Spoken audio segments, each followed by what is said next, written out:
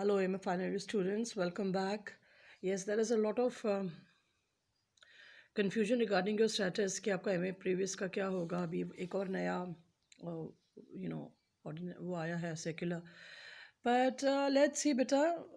We have to go on with what we have on our hands, and so another poem of Emily Dickinson, as I told you, one of my favorites. A beautiful poem about the distrust that nature has in human beings.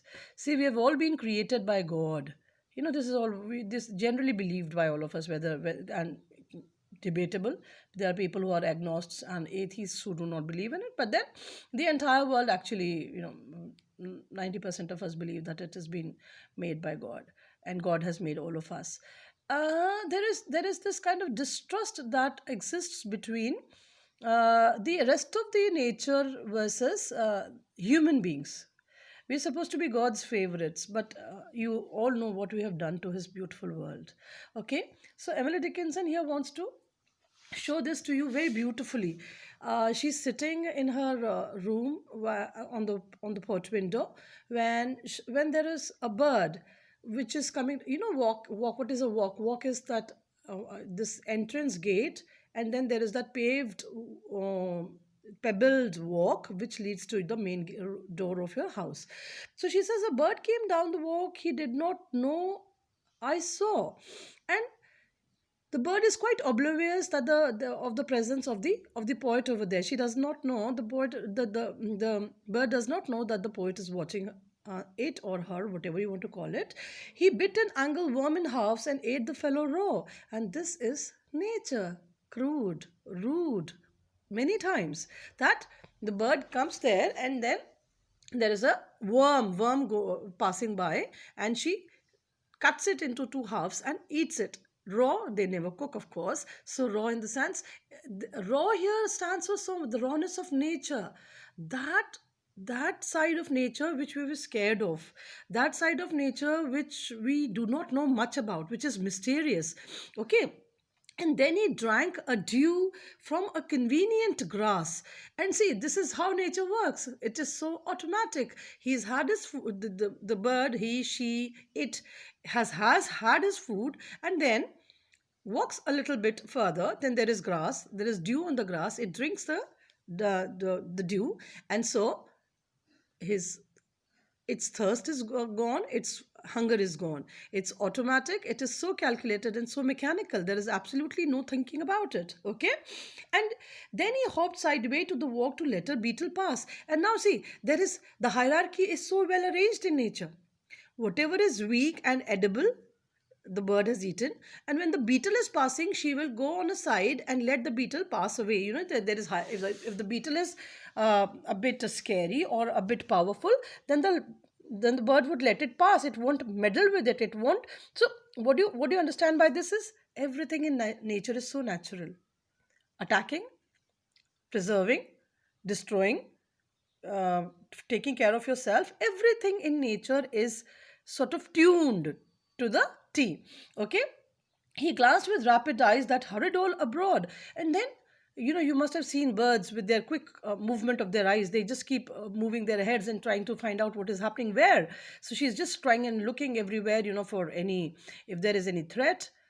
They are always very careful about threat because their lives are always in danger. We still have secure homes where we can, sleep in the night and sleep in the winters. But these little birds or little animals or little creatures of nature have to find their own security. They do not have a security system, the artificial security system that we have built for ourselves.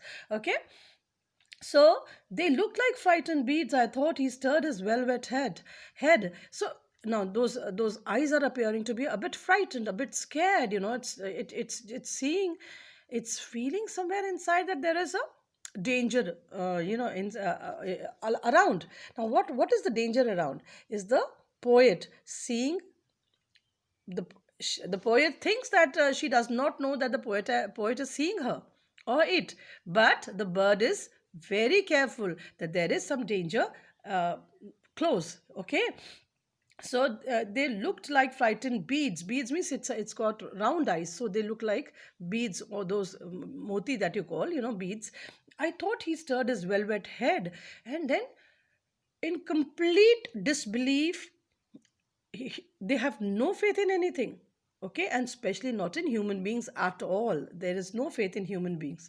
In fact, we all have lost faith in ourselves also. Let's be true to ourselves. Okay, so हाँ, उसका velvety head जो है वो इधर उधर stir कर रहा है to see if there is any danger, like one in danger cautious, you know, it's everything in, you must have seen the way the natural things behave in around you. They're always cautious, they're always careful. Okay, so it's always taking precautions that there should not be any danger to their lives. Okay, I offered him a crumb, and now the poet from the window is offering her or it or him a piece of bread. But see the reaction of the bird. And he unrolled his feathers and rode himself to home. Rather than taking the bread, the bird then opens her wings and takes a flight back to its home. Here means any place where it feels it's safe from human beings. He is safe from any other more powerful and more eccentric power of nature. We have proved ourselves to the most eccentric and the most not very worthy of God's love. We have proved that by spoiling our world, and therefore the rest of the nature does not have any faith in us. Okay, and rode him softer home. Softer means with a very soft flight, with a very cautious flight. It goes to its own haven, or its own place of safety. Okay, then oars divide the ocean, two silver for a same. And it's like when it's flying, the light gets divided by its beautiful wings as the oars divide the ocean. It's rowing, it's going past the air, the beautiful weather, with the beautiful environment, atmosphere. Or butterflies of banks of noon leap plashless as they swim. And butterflies, when they are sitting on these bushes, on the sides, they suddenly lap out of the bushes and go in the sky. They fly in the sky. It's exactly like that, like the when the bird is flying away, it appears as if the bird is, and it's dividing the beautiful light of the environment, like the oars divide the oceans, or the butterflies which suddenly leap out of their bushes and go fly in the sky. Okay, the banks of noon leap plashless as they swim. Leap means then they suddenly when they come out, and what is plashless is with a lot of with actually a lot of softness, with no effort, sort of. So they swim or they fly in the sky. Okay, so this is a very beautiful beautiful poem in which you have a worm, a beetle, okay, versus a bird.